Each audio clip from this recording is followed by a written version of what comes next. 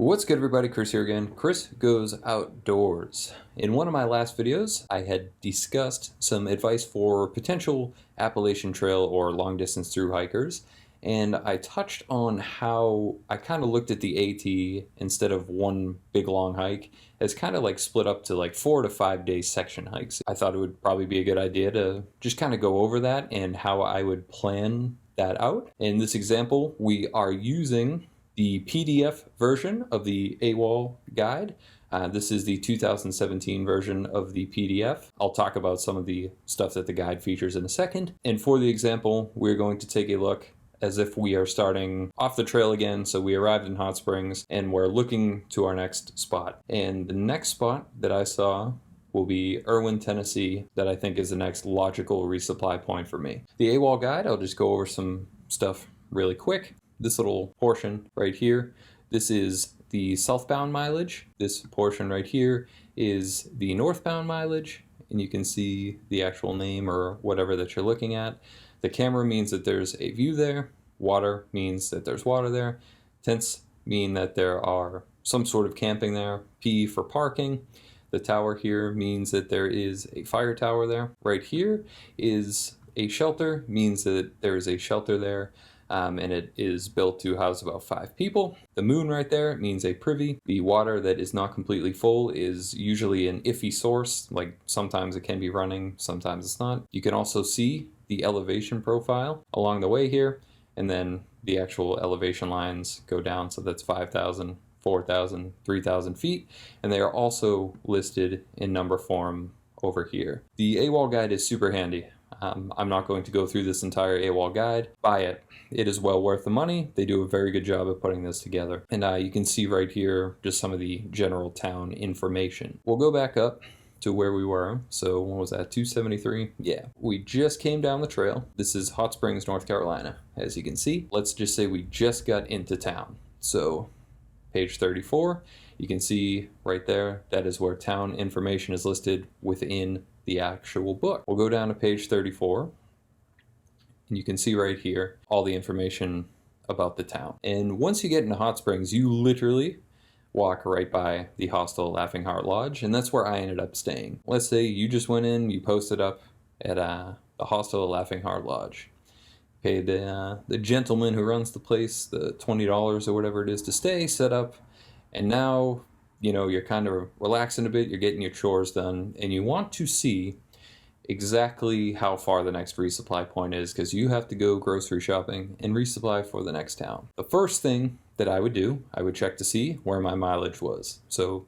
we're at mile 273.4, and I would typically look roughly about 60 to 80 miles ahead at this point. And you might think, well, how did you come to that distance? My rationale around it is you need to find out roughly your average hiking pace. I felt, I would say, pretty comfortable doing at least 15 a day at this point on the trail. Let's say you do a minimum 15 a day, that's 60 miles, and that's 4 days. So 60 miles ahead would be, 333, right?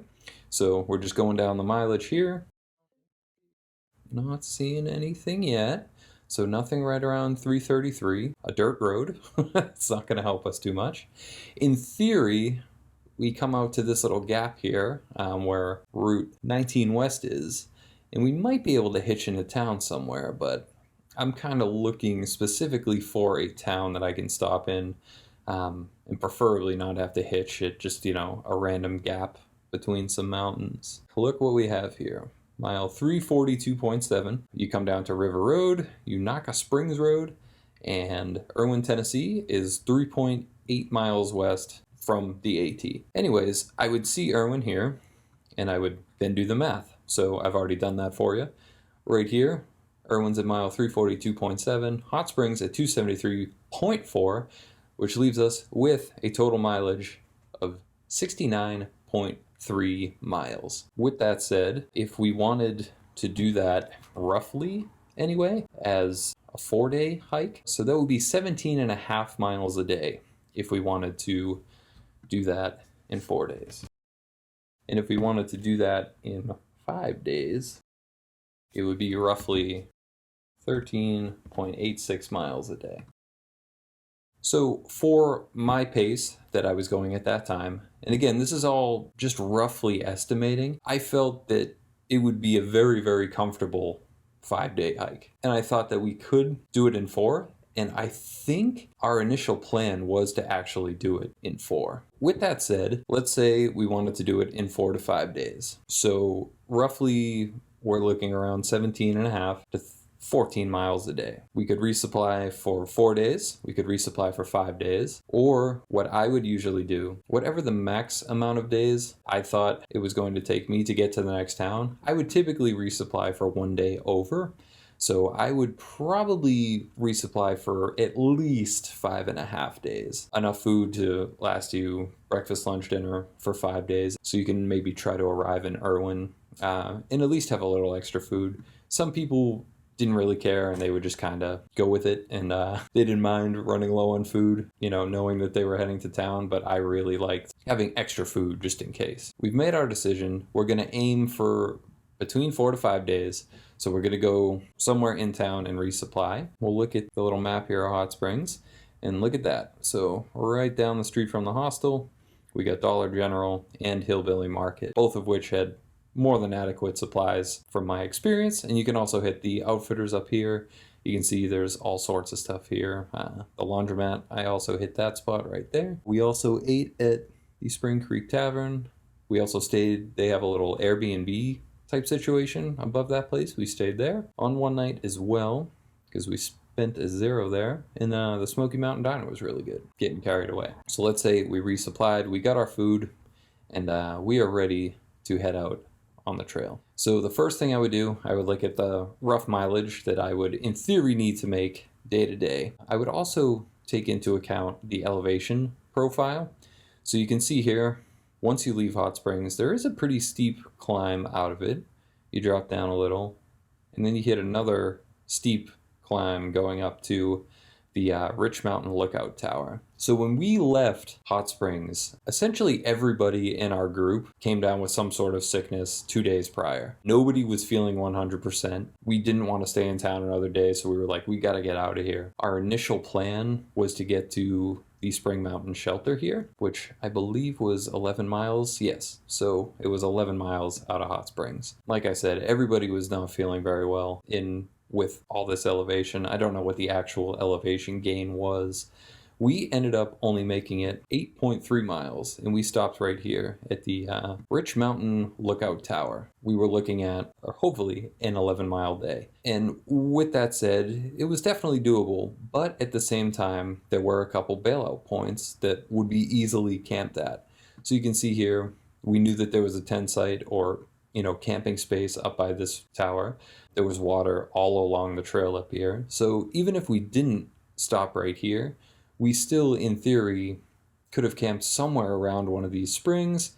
You could, in theory, camp really anywhere along the trail at this point, as long as you can find a spot off of the trail. At this point, we were just kind of aiming toward, shelters and stuff like that. Places with water, and with us feeling kind of weak, we ended up staying here. No big deal. So we ended up looking in our guidebooks that night to see exactly where we wanted to end up. And I think initially for this day, I think we were originally thinking maybe the Little Laurel Shelter here, but the group I was with, they liked hiking some miles. We ended up leaving the Rich Mountain Tower Lookout. So this right here, mile 281.7. We saw this right here. It's only 3 miles away, and it was the one we were trying to get to the night before. We're not going to stop there. We did stop at the Little Laurel Shelter to take a break and kind of gauge how we were all feeling. Again, I was hiking with a group at this time. I think it was around midday, and all of us were feeling pretty good. We refueled, ate up. We took a look at the guidebook again, and we saw there was a little bit of water here. And I was always pretty big about camping near water, relatively. Like, I just like to be able to refill when I need it and, not have to worry about finding it the next morning. We would typically look for a site that was near water, so there weren't too many options along the way here. And where everybody was feeling good, we saw right here, mile 300, and there's a shelter right there, so we've figured, hey, why not knock out the 300-mile point, and we'll all be at the shelter. We ended up staying at the Jerry Cabin Shelter this night, and that was an 18.6-mile day. So again, I had felt pretty comfortable doing at least 15, but I was aware that I was capable of more. And if you look back on this day, so we were right here at the Rich Mountain Tower. We went downhill in the morning, a little bit of an uphill here, mostly downhill throughout the afternoon. We had that one steep climb coming up here, but then after that it was essentially smooth sailing down to the shelter there. If you're doing a bunch of very steep climbs that are going up and down, direct back up, it can be very taxing on you, and it can, add a lot of strain to the mileage. So you might do 15 miles, but it might feel like, 25 miles to you physically. Again, we were all feeling good, and the terrain kind of lent itself, I think, a little better than the first day that we were out. Just worked out good. And then looking at the book again, we were kind of weighing our options, and we ended up choosing the Hogback Ridge Shelter. So again, 15 miles was what I felt completely comfortable with. And you can see here, mile 300.3. If you go down to 15.5, the Hogback Ridge Shelter was right there. The terrain here wasn't too bad either. You can see right here, we go up just a little bit in elevation, and then it's almost essentially a drop down the whole time. You come down to this little parking area here, and then there's a little bit of a climb, a little bit of descent, and then a little climb up to the Hogback Ridge Shelter. And there were other options. I remember specifically, we considered maybe grabbing water from one of these streams and just camping at this little site here, but we all felt good, so we just decided to hit the Hogback Ridge Shelter, and we'd be good to go. I think initially, too, we considered maybe trying to get to this campsite, but for whatever reason, we just weren't feeling it. That would have been something around another 21-mile day or something like that. The issue with itineraries and being like, I'm going here no matter what, you can't account for how you're going to feel physically that day. You can't account for exactly how the terrain is going to be. It's something you really need to keep in mind. We ended up staying at the Hogback Ridge Shelter right here. Nice little shelter, no issues. It was a good time. So after that, we took a look again. We'll look roughly around 15 miles from this point. 31, nothing. Got a little road gap right here. There's, a little campsite there. Might have a little bit of water. But right here, you can see the No Business Knob Shelter, and that's at mile 336.5. From 315.8, that is a 20-mile, almost 21 miles that day. We thought about it, and we said, that's what we're going to aim for. And we had considered stopping at the Bald Mountain Shelter here, I remember. And I think the decision to keep pushing here to the No Business Shelter is that we would be very, very close to Irwin. And you can see Irwin is just right here, just 6 miles away, 6.2 miles away technically. If we go back, so we started at the Hogback Ridge Shelter. You can see a little bit of elevation in the morning, then it drops down, and then it starts to go back up. And you can see here a couple little high elevation points, and then you climb up nice and steady up to Big Bald Mountain. And then after that, it wasn't too bad. The initial elevation, that was kind of the big push of the day, and that was kind of right near like the middle of the day. So we kind of got the tough stuff out of the way. Plenty of water, you can see along the way. And if we did want to drop out and just crash at Bald Mountain Shelter, it was a completely viable option. Like, we could have done it. If we had stayed at the Bald Mountain Shelter, it would have been roughly 16-mile day into Irwin the next day. But we ended up making it to the No Business Knob Shelter, ended up posting up. And it worked out really well because on day 5, you can see right here, we ended up going right into Irwin, and it was only 6 miles to get down to the road. From the shelter, you can see too, it was actually a really, really easy 6 miles to going in. There was a pretty cool view too, right there. I remember it looks down in whatever river was down there. Brought you down to the road. Uncle Johnny's hostel was down there. Does it show it here? Yeah, so we come off the mountain here and the road right here. So we stopped at the hostel here. They actually had a full outfitter there, all sorts of stuff, but we opted to stay in Irwin. We stayed right in Super 8 is where we stayed.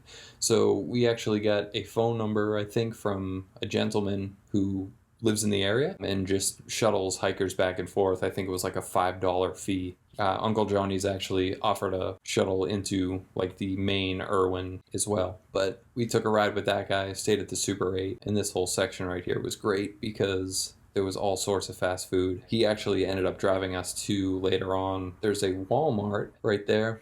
He ended up driving us to that Walmart to resupply as well. All right, and that is just how I went about planning out my days. The AWOL guide is extremely helpful in doing so. I highly recommend it. You can also do this using the Guthook app. I think it's significantly easier to do it with the AWOL guide, as the AWOL guide's town information is just so much better. And once you start doing it too, I think a lot of people, it's just nervous, whatever, you haven't done it before. The first, second, third time you do it, it just becomes like second nature. It becomes very easy to figure out, at least in my experience. Just to wrap it all up, the first thing I do whenever I'm in a major town and able to resupply, I look for the next major resupply point, and I see exactly what that is. I will also typically look down this list here, and occasionally there's some spots on the trail that will actually allow you to kind of, pick up snacks or something, in which case you may be able to vary your plans a little bit. Usually, like this one right here, see, it says hostel to the west,